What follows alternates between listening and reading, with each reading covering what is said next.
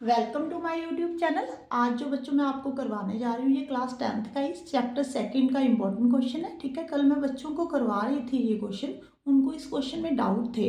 आज मैं वही डाउट आपके साथ डिस्कस करने जा रही हूँ। पहले हम क्वेश्चन की स्टेटमेंट पढ़ते हैं कि आपको क्वेश्चन में दिया क्या हुआ है। बेटे ये देखो, GX जो है एक पॉलिनोमियल इक्वेशन दी हुई है। ठीक है, इसकी जो हाईएस्ट पावर है 2 है, तो ये क्वाड्रेटिक इक्वेशन है।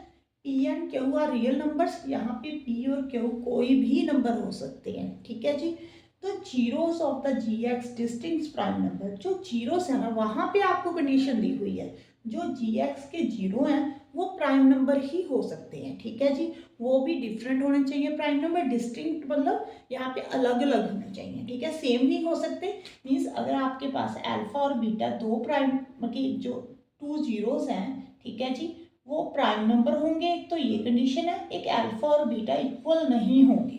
ओके, अब आपको जीरोस फाइंड करने को बोला है, तो आप ऐसे करो बेटे, यहाँ पे पहले तो पॉलिनोमियल इक्वेशन जो आपको गिवन है पहले वो लिखो।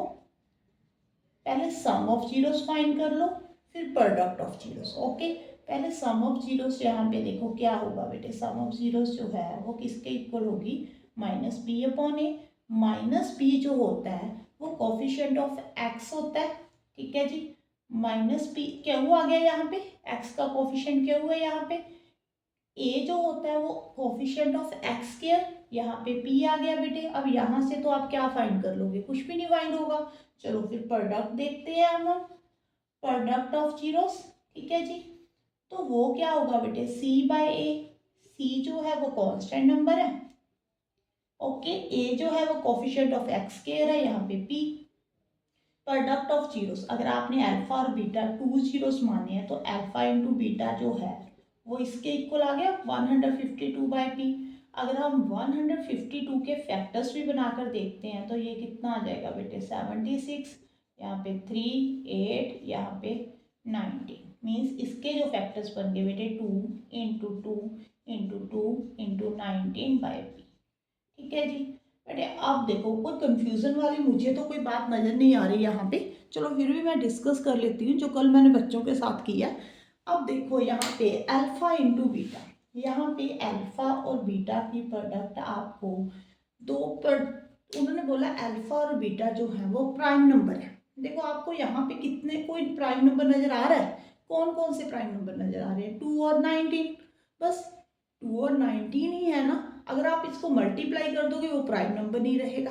ठीक है, तो यहाँ पे अल्फा और बीटा बस देखो, अल्फा 2 होगा, बीटा 19 होगा। पता नहीं बच्चों को यहाँ पे क्यों कंफ्यूजन हो रही थी, मुझे तो साफ नजर आ रहा है। यहाँ पे अल्फा 2 होगा, बीटा 19 होगा, 2 इंटू 2 4, पी 4 हो जाएगा, वो कट जाएगा। ठीक है, बच्चे मुझे कल बोल रहे थे कि मैम ऐसे भी तो हो सकता है कि हम यहाँ पे देखो 2 इंटू 2 इंटू 38, ये अल्फा हो जाए, ये बीटा हो जाए, ये पी हो जाए। मैंने कहा हाँ जी हो सकता है, बट ये अल्फा और बीटा अगर 2 हो गए बेटे वो तो इक्वल हो गए।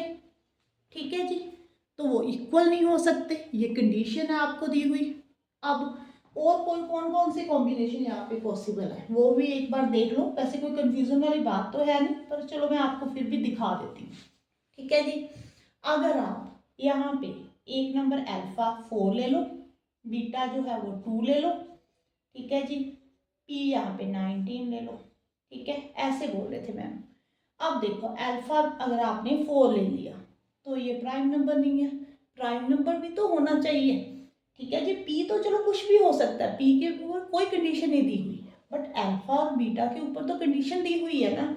अगर यहाँ पे मैं ऐसे ले लेती हूँ, ठीक है जी, यहाँ पे अल्फा 2 हो गया, बीटा 38 हो गया, यहाँ पे ये पी हो जाएगा, कट जाएगा, बट बेटे 38 प्राइम नंबर नहीं है। ठीक है, आप डिफरेंट डिफरेंट कॉम्बिनेशन बनाकर देख लेना, आपको यही रिजल्ट मिलेगा कि अल्फा 2 है, बीटा 19 है। ठीक है, उसके ऊपर जो कंडीशन है ना वो सेटिस्फाई नहीं कर रही। ओके बेटे, आप कर देख लेना। वैसे मैंने बच्चों को ऐसे ही समझाया था कि इसमें 2 ही प्राइम नंबर नजर आ रहे हैं आपको, तो आपके जो अल्फा और बीटा की वैल्यू होगी ना वो 2 और 19 ही होगी। देखो अल्फा 2 होगा, बीटा 19 होगा, यहाँ पे ये वाला पी इन मतलब 2 इंटू 2 4 हो जाएगा, ये कट जाएगा, मीन्स पी कितना आ गया बेटे, 4 आ गया। ओके, अब आपको फर्स्ट क्वेश्चन में उन्होंने बोला था कि आपने जीरोस फाइंड करने हैं, तो जीरोस तो फाइंड हो गए आपके। अल्फा और बीटा कितना आ गया बेटे, अल्फा 2 बीटा 19, ये देखो अल्फा 2 बीटा 19, यहाँ पे क्लियर हो गया बेटे। अब आपको बोला उन्होंने value of P and Q, Q की वैल्यू फाइंड करनी है और पी की तो चलो आपने यहीं पे फाइंड कर ली, पी 4 है, तो क्यू की कैसे करोगे बेटे, यहाँ पे सम ऑफ जीरोस में हम वैल्यू पुट कर ले, ये मैं यहाँ से अरेज कर देती हूँ बेटे।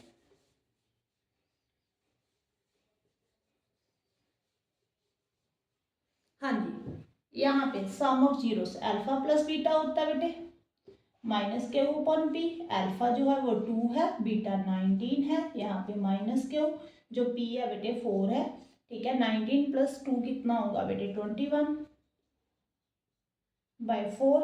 अब 21 को 4 के साथ मल्टीप्लाई करो, यहाँ पे कितना आ जाएगा 84, माइनस क्यू, क्यू कितना होगा बेटे -84। हाँ जी, ये देखो, अगर आप इसको चेक करना चाहते हो, ठीक है, आप क्या करोगे फिर, अल्फा यहाँ पे पी की वैल्यू पुट कर लेना, यहाँ पे क्यू की वैल्यू पुट कर लेना, ठीक है जी। फिर आप उसके उसमें अल्फा और बीटा की वैल्यू फाइंड करके देख लेना, सम ऑफ जीरोस और प्रोडक्ट ऑफ जीरोस लगाकर आपके यही नंबर आएंगे 2 और 90। हाँ जी, अगर आपको मेरी वीडियो अच्छी लगे तो प्लीज़ लाइक कर देना और मेरे चैनल को सब्सक्राइब जरूर कर देना बेटे, और कमेंट बॉक्स में बताया करो कि आपको मेरी वीडियो कैसी लग रही है। Thank you for watching. अगर आपको कोई डाउट है तो आप मुझे कमेंट बॉक्स में बता सकते हो।